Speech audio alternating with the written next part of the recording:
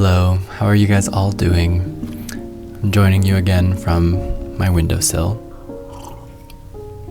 Today's video, I think, warrants a little bit of a trigger warning. Our topic today involves a good amount of hate. I came here to hate, and I have a lot of hate in my heart for these DIY interior design trends that are very, very not good. So let's talk about them.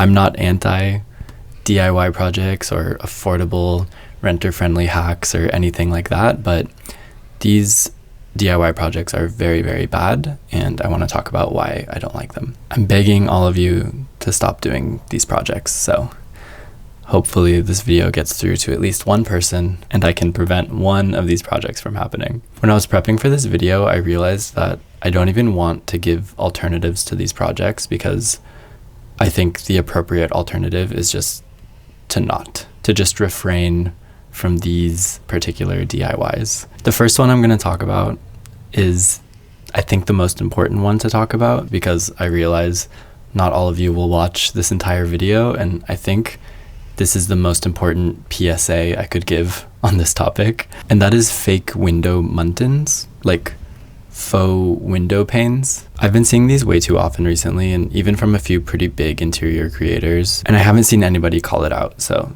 I came to call this out. First off, these are really rarely done properly, if you can even say that. Like, most people only apply these on the interior or exterior of their window, and it ends up just looking extremely strange from the other side of the window. And more than that, they're really often applied to windows that just have no business pretending to have muntins or window panes in general. Like, it'll be a white PVC sliding glass door and they'll just slap these on there and it looks really, really odd. I've even seen people do this with electric tape. I don't think I'm the only one that like immediately clocks these when I see them, but it just brings such like a fake Disneyland set design energy that I really, really hate. It's right up there with like fake plants and vinyl wood flooring, in my opinion. And before you guys come into my comments talking about how these can actually be convincing sometimes, I'm not just offended by the aesthetics of them, which oftentimes are very bad. Like, they're almost never straight and the like lack of joinery is really unattractive. But more than that, I dislike the intention behind them. I don't think interior design should be approached with this like smoke and mirrors vibe of tricking the eye or fooling somebody. It's the inauthenticity that really, really bothers me. I also want to give a very special hateful shout out to those like fake DIY stained glass windows that people do with markers. It's just giving 5-minute crafts in like a very bad way.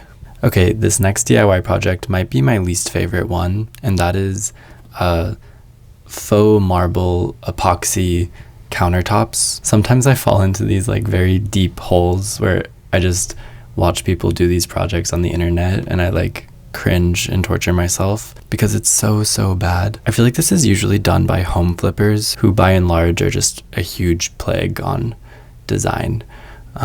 But that's a different conversation. What happens is these people order these DIY kits that give you everything to paint your countertops, including painting like fake marble veining with a tiny little paintbrush, and then seal it with epoxy. And to see them do this and think what they're doing is good and like proudly document it, it's like so twisted. It's like watching a murder. I don't think I need to describe to you guys, my subscribers, why this is so bad on every level. But again, the mentality and motivation behind this project is something that I'm absolutely not on board with at all. The inauthenticity is painful. And I get how bad it can be to live in a home with ugly countertops, but if you're unable to actually replace your countertops, you're much better off designing around it and working with what you have than doing something like this, because no countertop in the world is uglier than this. I promise. Okay, and next up is wall paneling. And there's a little bit of nuance to my hate for this. I feel really similar about this as I feel about lime wash walls, if you saw my video where I talk about that. The problem with this DIY project is that 99% of the time it's done out of context. This might be the perfect DIY project for you if you live in like a pre-war vintage home that has the appropriate character and ornament. But so often I see this done because people are trying to bring in character into contemporary apartment buildings, and it just feels so far out of context and ends up looking really unsophisticated. In general, bringing in character into a building without character is a really tricky thing to do. It might warrant its own video because I feel like I have a lot to say about that. I'm always teasing you guys with like video ideas that I think of while I'm talking. But I can assure you that something like this feels so out of place that it's not doing what you think it's doing as far as bringing character into a space. And I have to say that even if you get very minimal or like modern panels, something about the shape of this application still feels very off to me in like a contemporary building. Okay, and the fourth and final DIY project that I want to call out today is painting something to look like it's wood. This one is just so jarring to me. I think it goes hand in hand with epoxy countertops, like people thinking that they can draw a material and trick you into thinking that it's made of this material. But painting a wood grain onto something is much more frustrating because it's almost always done on like a door or cabinetry or some sort of surface that could just be painted. Like when it comes to the epoxy countertops, you can't just paint them. So I guess I can kind of understand why people find themselves thinking this is a good idea. But with the wood grain, it's always on a surface that they could just paint like a normal person. I just think everybody needs to stop thinking about interior design as if it's like a TV or theater set. Like painting something to look like wood will never, ever be the same as having something that's actually made out of wood. I want to like get it tattooed on my forehead that fake wood grain is never a good idea. And that doesn't just apply to painting things to look like wood, it's also printing things to look like wood or manufacturing entirely fake wood products. There's such a huge market and industry around fake wood. If something is made from wood, that can be very beautiful, but I just really want us as a society to stop pretending that things are wood that aren't wood. I don't know how it got so out of hand, but it's way too out of hand, and we need to put a stop to it.